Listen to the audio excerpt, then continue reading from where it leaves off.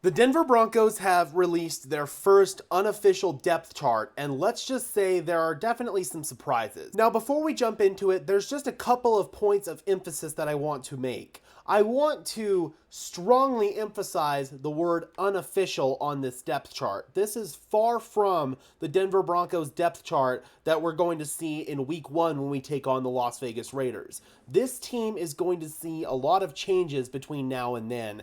Guys are going to fall on the depth chart and guys are going to rise on the depth chart.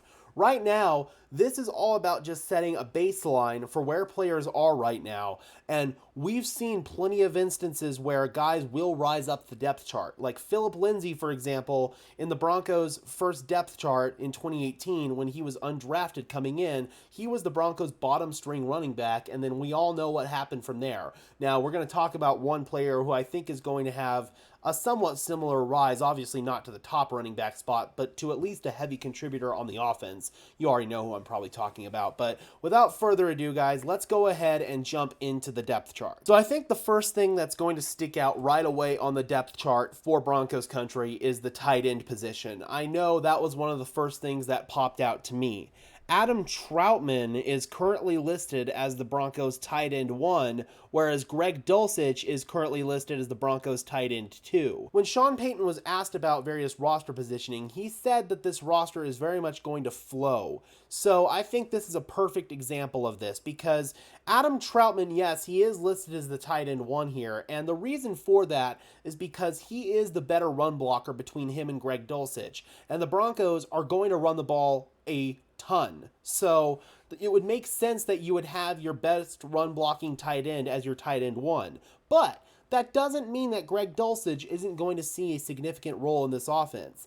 I've been out at training camp every day, and Greg Dulcich is still out there running with the first team offense, and he's still getting a lot of looks. And I mean a lot of looks, especially in the passing game, but not so much in the run game. And that's okay, because that's not where Greg Dulcich is at his strongest. He's at his best as a receiving tight end. In fact, I really compare him a lot to Noah Fant because he's a speedy, vertical threat tight end. I think Greg Dulcich actually has a little bit more of a polished route tree than Noah Fant does, but both of them are not very big contributors as blockers. So that's why I feel like Greg Dulcich is going to be the tight end, technically the tight end 2 in this offense, but he's still, again, going to see a very heavy workload. It's going to be Troutman who's mostly going to be in as the main wide tight end on run blocking downs. Dulcich will almost be used more so as like a big slot receiver. That's kind of the role that the Broncos are envisioning for him right now, is kind of a big slot. I mean, he'll definitely play some true wide tight end, but in early downs, obvious run downs, it's going to be a lot more Adam Troutman and Chris Manhertz, who's listed as the tight end 3 here. And he's obviously another guy who's a big contributor as a blocking tight end. So in 2 tight end sets on early downs, expect to see a lot of Adam Troutman and Chris Manhertz, but Greg Dulcich is going to be our big third down weapon. I guarantee that. That's where he's going to make the most of his hay for the Broncos, is third down and in the red zone. So don't worry, Broncos country. Greg Dulcich, just because he's listed as the number 2 tight end here, he is still going to be a big part of what the team is doing in 2023. Now, there are definitely some other surprises here at the tight end position. Alberto Cuebanam is the second to last tight end on the depth chart, only in front of Tommy Hudson. Nate Adkins, the undrafted free agent, is actually listed in front of Alberto Cuebanam.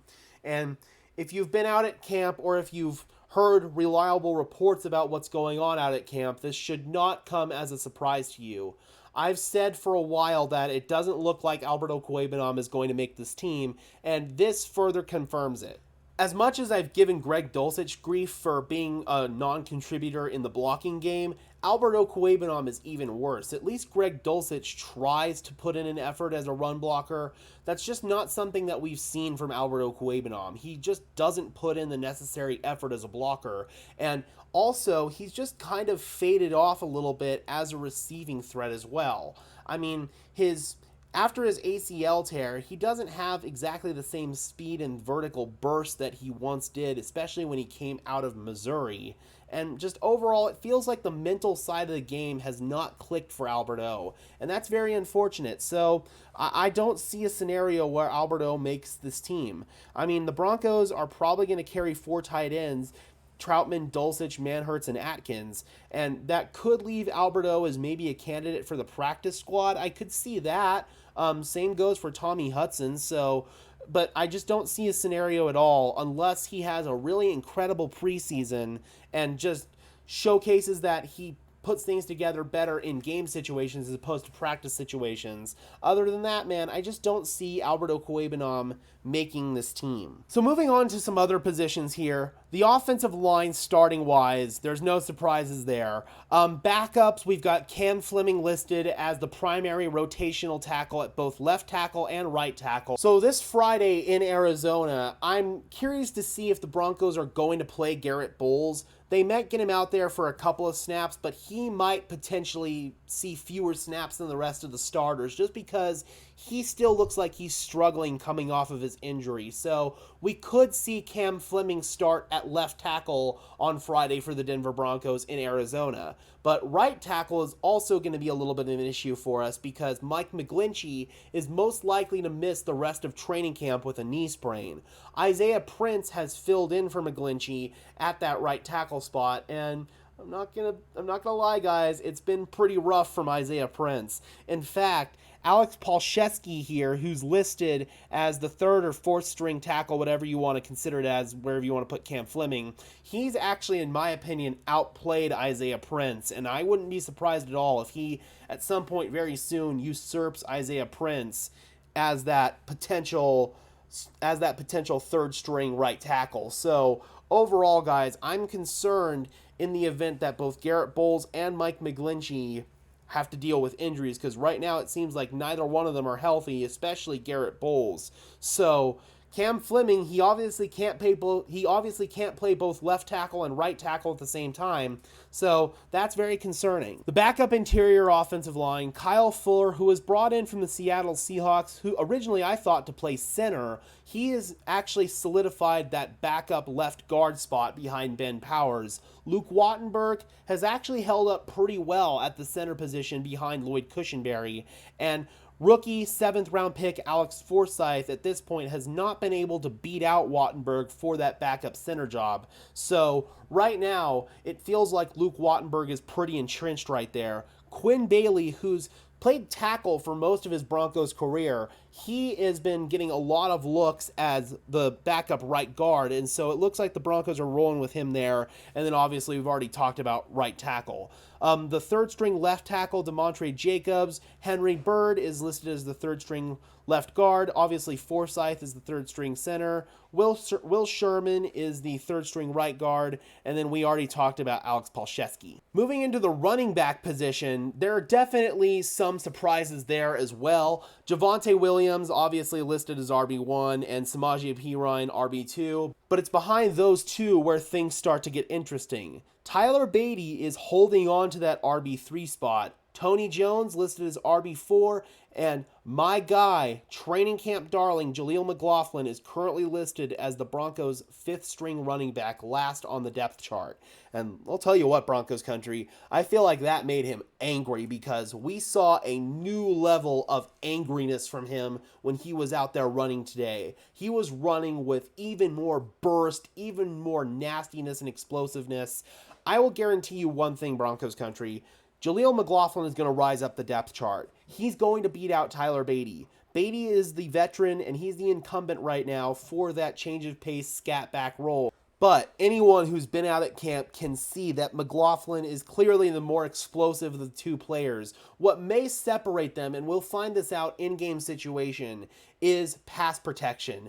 If somebody like Jaleel McLaughlin, who is a smaller body, and Beatty as well, I mean, if one of those guys is a liability in pass protection, that could set apart one guy from the other. Tony Jones appears to be the main backup to Samaje Perine and Javonte Williams as sort of the bigger, more burly back. Quarterback, no surprises there. Fullback Michael Burton, he's been really, really fun in camp to watch. Then we come over to the wide receiver position.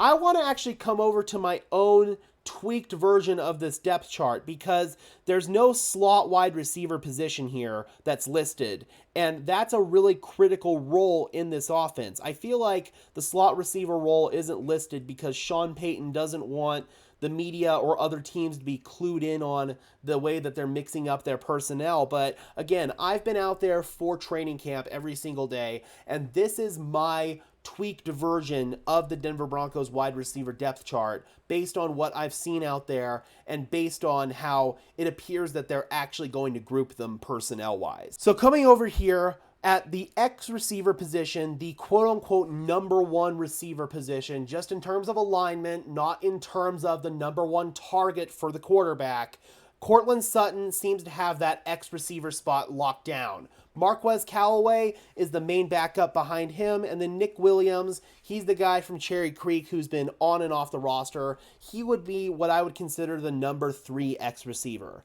The Z receiver, the flanker, the number 2 receiver, whatever you want to call him, but again, I think Jerry Jeudy is still going to be the number 1 target for Russell Wilson in this offense. That is Jerry Jeudy, obviously, at the first number 2 wide receiver spot. You got little Jordan Humphrey behind him, who's been an absolute training camp sensation, both him and Marquez Callaway. You can see their clear familiarity in this offense from when they were in New Orleans. Kendall Hinton's had a couple of really nice days in camp. He would be listed as the number 3 Z receiver, and then Jalen Virgil to round out that group. Then the slot receivers, who again, that group was not addressed in the depth chart that the Broncos actually released. Brandon Johnson has locked down that number 1 slot receiver role, that Tim Patrick role for the Denver Broncos. Unfortunately, he is dealing with an ankle injury and will be out for a couple of weeks, but he seems to have that spot once again locked down. The number 2 slot guy would be Marvin Mims. So in 4 wide receiver sets, you would definitely see some combination of Courtland Sutton, Jerry Jeudy, Brandon Johnson, Marvin Mims. Then, of course, you got Marquez Callaway and little Jordan Humphrey that you can sprinkle in there. Those are the receivers that I feel like are the top candidates to make the active roster right now, those guys that I just listed. So right now, it seems that guys like Marvin Mims, they may see a little bit of a reduced role this season just because of the emergence of Marquez Callaway and little Jordan Humphrey. But again, Marvin Mims is the fastest guy in this wide receiver group. So he's obviously going to get plenty of looks on this offense. Montrell Washington, he would currently be listed as the 3rd slot receiver. Taylor Grimes, who's been a camp darling, would be at number 4. I could very easily see Grimes passing Montrell Washington very soon. And then Michael Bandy, who's probably a practice squad candidate, would be listed as the number 5 slot receiver. Moving into defense here, some things that stick out to you right away. Jonathan Harris is currently listed as the starting defensive end alongside Zach Allen, with DJ Jones listed as the starting nose tackle. Jonathan Harris, again, has just been sensational in training camp. I have to make probably his own video pretty soon because he has had some really nice plays. He has been in the backfield wreaking havoc. Matt Henningsen has had kind of an up and down camp. He's somebody that I thought would usurp Harris as the starting D-end, but right now it looks like it's Jonathan Harris's job, and based on reports that I have heard, it's been that way ever since OTAs. Then some other surprises on the interior defensive line here. Jordan Jackson listed as the backup defensive end. Tyler Lancaster here listed as the backup nose tackle. Elijah Garcia, PJ Mustipher back here. Both of those guys have had pretty strong camps. Chisholm Nabusi here is basically a free roster spot that we're carrying because he's part of the international transfer program. So he's just a free player for us, basically. And then Forrest Merrill hasn't really been too noteworthy out there. We just signed him the other day. Coming over here to the edge rush spot, Frank Clark and Randy Gregory are currently listed as the 2 starting edge rushers, with Jonathan Cooper and Nick Benito currently listed as the 2 rotational backup edge rushers. But I feel like those 4 players are going to be mixed and matched quite a bit. And then Baron Browning as well. It's going to be interesting to see where he falls into the mix once he gets back from his injury. That's probably not going to happen until a little bit closer to the regular season. So right now, it appears that the top 2 edge rushers are Frank and Randy, even though Nick Bonito and Jonathan Cooper have both had phenomenal camps. Behind them are Aaron Patrick, Thomas Incoom, Christopher Allen out of Alabama, who's kind of disappointed in camp, and then Marcus Haynes. So overall, man, the edge rush spot is one of the stronger units for the Denver Broncos with this top 4 rotational unit here, and it's only going to get even stronger once we get Baron Browning back into the fold. So coming over here to off-ball linebacker, Josie Jewell and Alex Singleton listed as our 2 starters, Drew Sanders and Justin Sternad as our 2 primary backups. Sanders has again been a really phenomenal camp darling for us. He has just been a heat-seeking missile flying all over the field, man. And then behind them, we've got Ray Wilborn, Seth Benson, and Austin Ajike. So now coming over into the secondary, they've got the left corner, the right corner, and the nickel corner here listed. I don't know why they listed nickel corner, but they couldn't list slot receiver. But hey, it is what it is. Pat Surtain, obviously, cornerback 1, no discussion there. The primary backup behind him has been listed as Jaquan McMillan, who I made a video on him as the best Denver Broncos player that most people have never heard of. McMillan has been amazing in camp. This dude has had incredible coverage reps. He's been tacky all over the ball. I mean, this cat, he breaks up passes. He's had a couple of picks. He's just been incredible out there. And behind Surtain and McMillan, we've got Delonte Hood. Over here at the right boundary corner spot, Damari Mathis is the entrenched starter. Riley Moss listed as the primary backup behind him. Riley was initially seeing reps as the primary backup to PS2, but with Riley's injury and the emergence of Jaquan McMillan, it feels like Jaquan has locked up that particular role. Then we've got Tremon Smith, Fabian Moreau, and Art Green behind them. At nickel, we've got K'Wan Williams, who's obviously the entrenched starter. Essane Bassi as the backup nickel with Fayon Hicks as the 3rd string nickel. So then we come over here to the safety spot. Kareem Jackson and Caden Stearns are listed as co-starters at the right safety spot, but anyone who's been out at camp knows that Caden Stearns is really the safety here in this situation, and Kareem has been more so used as a dime backer a little bit closer to the line of scrimmage to help play in run fits especially. That's the best role for Kareem Jackson at this point in his career. Caden Stearns right now is the better player in coverage. PJ Locke behind them, and then JL Skinner, and then left safety, obviously Justin Simmons, Delarian Turner-Yale, and Devon Key. Quickly firing through special teams here, guys.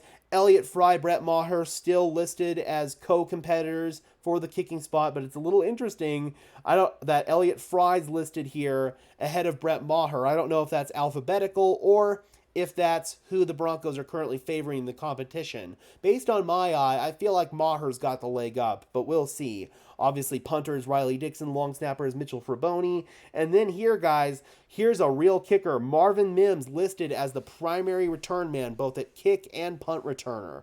That is a really huge revelation. They gave Montreal Washington a lot of looks initially at return man, but now it really seems like that this is Marvin Mims' job to lose. So that's really interesting, and that's something that's really transpired over the last few days in camp. It just seems that Marvin Mims is a little bit more comfortable just fielding the ball and naturally bringing in the ball in the return game than Montreal Washington does. It just looks like it's more natural for Marvin Mims out there. So right now, it seems like the return man job, both for kick returner, which obviously matters a little bit less now with the new kickoff rules, and punt returner, it seems that Marvin Mims has got that job locked down. All right, Broncos country. So what are the biggest surprises that stand out to you on the Denver Broncos depth chart? Right away for me, obviously, it was Adam Troutman listed as the tight end 1, even though that was kind of the direction that things were trending in camp.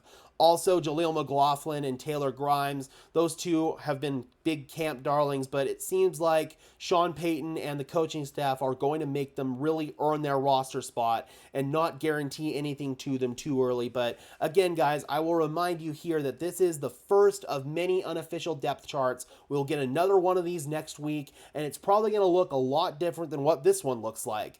The Arizona game is really going to determine a lot of factors here, and then the San Francisco game after that, and then the joint practices and the final preseason game against the Rams. There's still plenty to be determined here with the Denver Broncos roster spots and just the overall personnel groupings and whatnot. So take this depth chart with a grain of salt, Broncos country.